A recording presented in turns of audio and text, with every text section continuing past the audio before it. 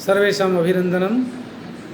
विद्यार्थियों, आप सभी स्नातक तृतीय वर्ष के विद्यार्थी हैं और कोटा विश्वविद्यालय कोटा के प्रथम प्रश्न पत्र में हमारा जो निर्धारित पाठ्यक्रम है उसके अनुरूप एक पाठ्य विषय है तर्क संग्रह। इस तर्क संग्रह का प्रणेता है आचार्य अन्नम भट्ट। अन्नम भट्ट प्रणीत इस तर्क संग्रह को पढ़ने से पहले, अध्ययन करने से पहले हम इस ग्रंथ के संबंधित जो मुख्य स्रोत है उसके बारे में हमें ज्ञान होना अत्यंत आवश्यक है। इसका संबंध दर्शन से, और कौन से दर्शन? न्याय दर्शन से। न्याय दर्शन और तर्क संग्रह के बारे में पढ़ने से पहले, अध्ययन करने से पहले हमें सामान्य रूप से इसकी भूमिका के रूप में दर्शन किसे कहते हैं और दर्शन, भारतीय दर्शन परंपरा व भारतीय दर्शन कितने होते हैं, इनका ज्ञान होना अत्यंत आवश्यक है। सबसे पहले हम आइए इस तथ्य को समझ लेते हैं कि दर्शन किसे कहते हैं। दृश्यते अनेन इति दर्शनम। किं तावत् दृश्यते अनेन इति जिज्ञासायाम् उच्यते तत्त्वं दृश्यते। तत्त्वं नाम पदार्थात्मकं तत्त्वं, पदार्थ निरूपणात्मकं तत्त्वं यत् खलु सृष्टेः उपादानभूतं निमित्तभूतं। सृष्टि के जो रहस्यभूत जो तत्व है, पदार्थ संबंधी तत्व है, उनका विवेचन, अवलोकन, समीक्षण, दर्शन जिस शास्त्र के माध्यम से किया गया है उसे दर्शन कहते हैं व दर्शन शास्त्र कहते हैं। और ये जो भारतीय दर्शन परंपरा है, भारतीय दर्शन शास्त्र है, इसको दो भाग में बांटा गया है मुख्य रूप से, आस्तिक दर्शन और नास्तिक दर्शन। और आस्तिक दर्शन किसे कहते हैं, नास्तिक दर्शन किसे कहते हैं, ये भी हमें जानकारी होनी चाहिए। सामान्य रूप से कहा जाता है कि लोग जो समझते हैं कि नास्तिक जो अनीश्वरवादी, आस्तिक ईश्वरवादी, परंतु इस प्रकार का जो अवबोधन है, इस प्रकार का जो समझ है, ये बिल्कुल सरासर गलत है। क्योंकि जो नास्तिक दर्शन होते हैं वे भी ईश्वर को स्वीकार करते हैं। तो जैसे कि बौद्ध दर्शन है, जैन दर्शन है, क्या वो ईश्वर को नहीं मानते? वो ईश्वर को मानते। तो फिर क्या भेदक तत्व है जिसके कारण आस्तिक और नास्तिक दर्शन का अलग से विधान किया गया है? वो है वैदिक तत्व बीच में है। कहते हैं नास्तिका वेद निंदका। जो वेद की निंदा करने वाले या वेद के प्रतिपाद्य को स्वीकार करने वाले नहीं है, व जिसे स्वीकार करते हैं, जो ग्रहण नहीं करते, व उसका मनन चिंतन नहीं करते, उसका समर्थन नहीं करते हैं, वे नास्तिक दर्शन कहलाते हैं। और आस्तिक दर्शन वैदिक दर्शन कहलाते हैं। इसीलिए वैदिक दर्शन कहलाते हैं कि वेद के प्रतिपाद्य को स्वीकार करते हैं, वेद का अनुसरण करते हैं, इसलिए वो वैदिक दर्शन या आस्तिक दर्शन कहलाते हैं। यह आस्तिक दर्शन षड दर्शन के नाम से प्रसिद्धि प्राप्त है। भारतीय दर्शन, ये जो भारतीय तो आस्तिक दर्शन है वे छह कौन कौन है?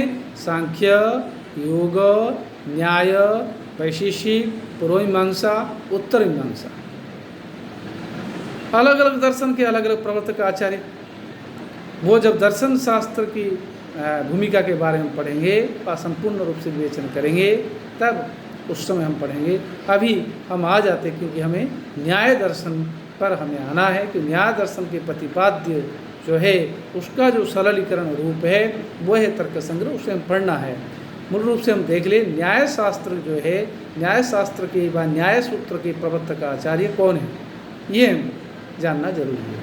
इसके प्रवर्तक आचार्य अक्षपाद गौतम, गौतम उनका गोत्र है और अक्षपाद उनका व्यक्तिगत नाम है। ये न्याय शास्त्र के प्रवर्तक आचार्य है, न्याय सूत्र के प्रणेता हैं। और न्याय सूत्रों की व्याख्या करने वाले व उनकी भाष्य लिखने वाले जो आचार्य हैं वह आचार्य वात्स्यायन हैं। और ये न्याय शास्त्र की जो भूमिका है समस्त दर्शनों में अत्यंत महनीय है। इसलिए हमारे पूर्ववर्ती जो पूर्वज आचार्यों ने गुरु परंपरा में ये कहा है कि कहा गया है व प्रदीपः सर्वविद्यानां उपायः सर्वकर्मणां आश्रयः सर्वधर्माणां शाश्वत अन्निक्षिकी बता। बोले प्रदीपः सर्वविद्यानां, ये न्याय दर्शन जो है, न्याय शास्त्र है, समस्त विद्याओं का दीपक है। क्योंकि जिस प्रकार दीपक के प्रकाश से गहन अंधकार का अपसारण हो जाता है और पदार्थों का, वस्तुओं का सम्यक हमें दृष्टिगोचर हो जाता है, अवलोकन हो जाता है, हमें अवबोधन हो जाता है, हमारे बुद्धिगम्य हो जाता है, हमारे ज्ञान का विषय हो जाता है। उसी प्रकार न्यायशास्त्र के ज्ञान से, न्यायशास्त्र के अध्ययन से हमें समस्त विद्याओं का, समस्त ज्ञान का हमें भान हो जाता है। इसीलिए कहा गया है प्रदीपः सर्वविद्यानां और उपायः सर्वकर्मणां, अर्थात समस्त कर्मों का ये उपाय है, साधनभूत है। अगर न्याय शास्त्र हम पढ़े हैं, उसका हमने हृदयसात किया है, हृदयगत किया है, आत्मसात किया है, हमने मनन किया है, चिंतन किया है, तो हमें समस्त कार्यों की सिद्धि आसानी से हो जाएगी। हमें जहाँ भी संदेह होगा उस संदेह का हमें अपसारण हो जाएगा न्याय शास्त्र के माध्यम से। और कहा गया आश्रयः सर्वधर्माणां, समस्त धर्मों का यह आश्रय है। धर्म कर्तव्य विवेक को धर्म कहते हैं। क्या करणीय है, क्या अकरणीय है, इसका सही उत्तर, सम्यक दर्शन हमें इसी न्याय शास्त्र से प्राप्त हो जाता है। इसीलिए कहा गया आश्रयः सर्वधर्माणां और शाश्वत अन्वीक्षिकी मता। ये न्याय विद्या को अन्वीक्षिकी विद्या कही गई है। ये जो अन्वीक्षिकी विद्या क्यों कही गई है, इसके लिए भाष्यकार ने बड़े सरल तरीके से कहा है आगे, लेकिन उसके पहले न्याय क्यों कहते हैं ये भी हमें समझ लेना चाहिए। भाष्यकार बादशाह ने ही कहा है न्याय क्यों कहते, न प्रमाण ही अर्थ परीक्षणम न्याय। बोले प्रमाणों से, प्रत्यक्ष आदि जो प्रमाण है, चतुर्वेद प्रमाण न्याय दर्शन चतुर्विध प्रमाण मानता, प्रत्यक्ष, अनुमान, उपमान और शब्द। विशेष रूप से प्रत्यक्ष और शब्द प्रमाण से जो पदार्थों का अनुमान किया जाता है, परीक्षण किया जाता है, इसलिए उसको न्याय कहते हैं। पदार्थों का, अर्थ का, पदार्थों का परीक्षण किया जाना ही न्याय है। और वस्तु तत्व का परीक्षण संबंधी जो न्याय है, इसको आन्वीक्षिकी विद्या भी कहते हैं। आन्वीक्षिकी विद्या कहने का तात्पर्य कहते हैं प्रत्यक्षागमाश्चितम अनुमानम सा अन्वीक्षी। बोले प्रत्यक्ष और आगम, प्रत्यक्ष प्रमाण और शब्द प्रमाण के बल पर आश्रित जो अनुमान है, उस अनुमान को क्या कहते हैं, अन्वीक्षिकी कहते हैं व अन्वीक्षिकी कहते हैं। और ये जो अन्वीक्षी या अन्वीक्ष्या या अन्वीक्षणम तया प्रवर्तते इति अन्वीक्षिकी न्याय विद्या न्यायशास्त्रम इति वात्स्यायनः, भाष्यकार वात्स्यायन कहते हैं। कुल मिलाकर प्रमाणादि प्रमाणों के द्वारा जब वस्तु परीक्षण, पदार्थ परीक्षण किया जाता है, पदार्थों का तत्व परीक्षण किया जाता है, इसीलिए इसको क्या क्या कहते हैं, अनुक्षिति विद्या कहते हैं, और यही न्याय विद्या है। और ये जो न्याय शास्त्र है, न्याय शास्त्र का प्रमुख एक प्रयोजन है, क्योंकि प्रत्येक दर्शन का एक मूल प्रयोजन होता है। क्योंकि दर्शन शास्त्र की अगर प्रवृत्ति के बारे में हम देखें, दर्शन शास्त्र की प्रवृत्ति क्यों है ना, प्रत्येक दर्शन का जो मुख्य प्रयोजन है, मुख्य लक्ष्य है, वो है मोक्ष प्राप्ति। क्योंकि पुरुषार्थ चतुष्टय सिद्धि में जो 3 पुरुषार्थ है, धर्म अर्थ काम, वो तो साधन हो जाते हैं, और साध्य लक्ष्य मोक्ष। इस मोक्ष प्राप्ति की ओर सारे दर्शन प्रस्तुत होते हैं, प्रवृत्त होते हैं। यह न्याय शास्त्र भी प्रवृत्त होता है। इसीलिए तर्क भाषा का जो केशव मिश्र प्रणीत तर्क भाषा है, जो न्याय शास्त्र संबंधी ग्रंथ है, उसमें सबसे पहले ही उन्होंने जो न्याय सूत्र है आचार्य गौतम का, उसका प्रतिपादन किया है, उसको प्रतिज्ञा वाक्य के रूप में प्रतिपादन किया है। उन्होंने कहा है प्रमाण प्रमेय संशय आदि आदि षोडश पदार्थानां तत्व ज्ञानात् सम्यक ज्ञानात् वा निश्चयसाधिगमा। प्रमाणादि जो षोडश पदार्थ है, इन षोडश पदार्थों के सम्यक ज्ञान से, सम्यक अवबोधन से हमें क्या हो जाता है, निःश्रेयस की, अपवर्ग की, मोक्ष की, मुक्ति की सिद्धि होती है। ये कहाँ है, इन्होंने तर्क भाषाकार केशव मिश्र। इससे सिद्ध हो जाता है कि ये क्यों न्याय विद्या कहलाती है, क्यों आन्वीक्षिकी विद्या कहलाती है। इस प्रकार न्याय शास्त्र की एक महनीय भूमिका है, महनीय उपादेयता है। इसमें ना तत्व ज्ञान की दृष्टि से समस्त दर्शनों में एक महनीय स्थान है, इसका न्याय दर्शन का। क्योंकि न्याय के कारण ही हमें अपना स्वयं का जो जीवन का जो लक्ष्य है वो हमें प्राप्त हो सकता है। इस दृष्टि से न्याय शास्त्र की जो महत्वपूर्ण उपादेयता है, इस उपादेयता को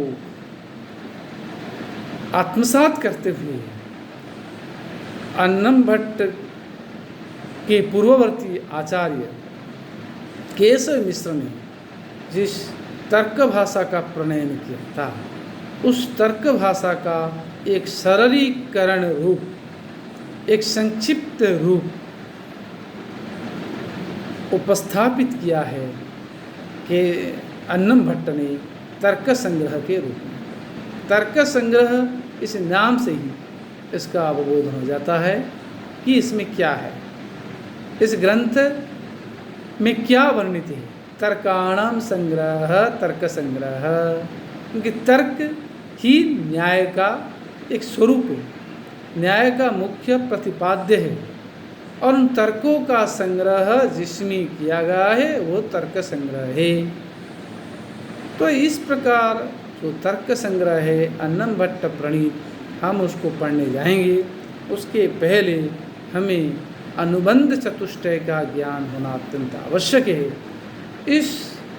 क्योंकि हमारी जो परंपरा है, हमारी जो आचार्य परंपरा है, हमारी जो शास्त्र परंपरा है, उसमें अनुबंध चतुष्टय का अत्यंत महत्वपूर्ण स्थान है। क्योंकि अनुबंध चतुष्टय के ज्ञान के बिना हमें उस शास्त्र में, उस ग्रंथ में प्रवृत्ति नहीं होती है। बस उस शास्त्र, उस ग्रंथ को, उस विषय को पढ़ने में हमारी इच्छा या भावना उसमें स्वतः प्रवृत्त नहीं होती है। इसलिए अनुबंध चतुष्टय का ज्ञान होना चाहिए। अनुबंध चतुष्टय क्या है ना, अधिकारी, विषय, संबंध, प्रयोजन। इसीलिए प्रत्येक शास्त्रकार अपने शास्त्र के प्रारंभ में अनुबंध चतुष्टय का निरूपण करते हैं। और एक बड़ी विशेषता है, बड़ी बड़ा महत्वपूर्ण विषय है कि प्रत्येक शास्त्रकार, प्रत्येक काव्यकार, प्रत्येक रचनाकार क्या करते हैं, नहीं, ग्रंथ के प्रारंभ में मंगलाचरण का भी विधान करते हैं, क्योंकि मंगल के आचरण से ही जो कार्य किया जाना है वो कार्य अपने लक्ष्य को प्राप्त कर लेता है, व लक्ष्य में लक्षित हो जाता है, सिद्धता को प्राप्त कर लेता हो कार्य। इसी दृष्टि से हमारी ये परंपरा रही है कि मंगलाचरण का विधान किया जाता है। ये मंगलाचरण भी 3 प्रकार का होता है, आशीर्वादात्मक, नमस्कारात्मक और वस्तु निर्देशात्मक। आशीर नमस्क्रिया वस्तु निर्देशो वापितन मुखम इति इमाम शास्त्र परंपराम आचार्य परंपराम अवलंब्य तत्र श्रीमता अन्नम भट्टेन आदौ तावत् तर्कसंग्रहस्य प्रणयन काले तत्र मंगलाचरणं विदधाति, मंगलाचरणेन सह अनुबन्धचतुष्टयमपि निरूपयति। समंगलाचरणम् अनुबन्धचतुष्टयं निरूपणम् इति कथयितुं शक्यते। यतो हि प्रयोजनमनुद्दिश्य न मंदोपि प्रवर्तते। बिना प्रयोजन के मंद भी मूड भी एक कदम आगे नहीं बढ़ता। इसलिए अनुबंध चतुष्टय के अंतर्गत जो प्रयोजन है, प्रयोजन अत्यंत महत्वपूर्ण है, उस प्रयोजन का निरूपण करना अत्यंत आवश्यक है। और ये अनुबंध चतुष्टय भी प्रयोजन, सामान्य रूप से प्रयोजन को भी कहते हैं, और उसके अंदर भी प्रयोजन एक अंश भी है, एक भाग भी है। और यहाँ मंगलाचरण के साथ वह अनुबंध चतुष्टय का निरूपण करना चाहते हैं। अन्नम भट्ट तद मंगलाचरणम अनुबंध चतुष्टयं चु प्रतिपादयितुम् अभिलषता अन्नम भट्टेन एवं उक्तम्। निधाय हृदि विश्वेशं विधाय गुरुवंदनं बालानां सुखबोधाय क्रियते तर्कसंग्रह। अनुष्टुप छंद का है, नमस्कारात्मक मंगलाचरण का विधान किया गया है और अनुबंध चतुष्टय का निरूपण किया गया। कैसे, हम इसका अर्थ देख लेंगे, क्लियर हो जाएगा। भले हृदि विश्वेशम निधाय गुरुवंदनम च विधाय बालानां सुखबोधाय तर्क संग्रह क्रियते। आचार्य अन्नम भट्ट ये अनुष्टुप छंद नामक जो श्लोक में मंगलाचरण में मंगलाचरणात्मक व आद्य कुसुम आद्य प्रसून के रूप में जो प्रस्तुत इस कारिका में व इस श्लोक में, इस पद्य में गागर में सागर जैसा तत्व भर दिया है। जो पूर्वार्ध में इन्होंने मंगलाचरण का विधान किया है, उत्तरार्ध में अनुबंध चतुष्टय का निरूपण किया है। तो पूर्वार्ध में मंगलाचरण का विधान, जो नमस्कारात्मक मंगलाचरण का विधान किया है, हम उसको देख लेते हैं कैसे किया। बोले हृदय विश्वेशम निधाय, हृदय में, क्योंकि हृदय जो हमारे योग साधना में हृदय की अत्यंत महनीय भूमिका है, क्योंकि जो चक्र कहलाते हैं, अष्ट चक्र है, उसके अंदर हृदय चक्र है। हृदय ही पवित्रतम स्थल है। इसमें हम परम पिता को ध्यान करते हैं, चिंतन करते हैं, मनन करते हैं। हृदय की आबिलता के अभाव में व हृदय की निर्मलता से ही क्या है, हमें ज्ञान रूपी परमात्मा का दर्शन हो जाता है। क्योंकि ज्ञान तो परमेश्वर का साक्षात स्वरूप है, ज्ञान साक्षात शिव का रूप है। इसलिए कहा जाता है ज्ञानम इच्छिच्य शिवो वंद्या। इसलिए शिव जो शंकर भगवान, उनकी ही स्तुति कर रहे हैं यहाँ अन्नम भट्ट तर्क संग्रह के प्रणेता। क्योंकि करे हृदय विश्वेशम निधाय, हृदय में ही विश्वेश, विश्व के ईश जो शंकर भगवान, जो सांबभूति श्री सांब मूर्ति, जगत की नियंता, जगत कर्ता, जगत की उत्पत्ति और विनाश के जो कारणभूत, जो परम पिता शंकर भगवान को हृदय निधाय, हृदय में रखकर, हृदय में रखना मतलब उनको प्रणम्य, उनका अभिनंदन, उनका प्रणाम करके, उनको मनन करके, उनको चिंतन करके, उनको अर्चन करके, उनको पूजन करके, ये जो कहने का अर्थ है इसमें बहुत गूढ़ रहस्य है। क्योंकि शिव इनके इष्टदेव के रूप माना, ज्ञान विच्छि शिवो वंदे जो कहा गया है, तो ज्ञान ही परमपिता, और उनको हृदय में रखकर, उनको हृदय में अर्थात उनको प्रणाम कर, उनको वंदन कर, उनका अर्चन कर, और गुरुवंदन विधाय, और गुरु की वंदना करके, गुरु वंदन, क्योंकि गुरु गोविंद दो उखाड़े काकुल आगे पाए, क्योंकि गुरु और गोविंद, गुरु ब्रह्मा गुरु विष्णु गुरुदेव महेश्वर गुरु साक्षात परा ब्रह्म तस्मै श्री गुरवे नमः, ये कहा गया है। हमारे गुरु की स्तुति में कहा गया, गुरु की वंदना में कही गई है कि गुरु साक्षात ब्रह्मा है, गुरु साक्षात विष्णु है, गुरु साक्षात महेश है। इसलिए शंकर को स्तुति करें तो परमपिता की स्तुति करे, और गुरु की स्तुति नहीं करे, गुरु की वंदना नहीं करे, तो ये बात नहीं बनती। क्योंकि गुरु और गोविंद, गुरु और शंकर ज्ञान के अधिष्ठित, ज्ञान को, उस शंकर भगवान से ज्ञान को प्रदान कराने वाले माध्यम निमित्त बनते कौन? गुरु। इसलिए गुरु का प्रणाम करना व गुरु को स्मरण करना अत्यंत आवश्यक है शुभ कार्य में। इसलिए गुरुवंदनम विधाय बालानम सुखबोधाय, बालानम, ये पूर्वार्ध में जो मंगलाचरण हो गया, उत्तरार्ध में अनुबंध चतुष्टय कैसे आप देख लीजिए। बालानम सुखबोधाय, बच्चों के सुख बोधन के लिए, आराम से उनको समझ में आ जाए, इस दृष्टि से तर्क संग्रह किए थे, वह उसी प्रयोजन से तर्क संग्रह का निर्माण किया जा रहा है।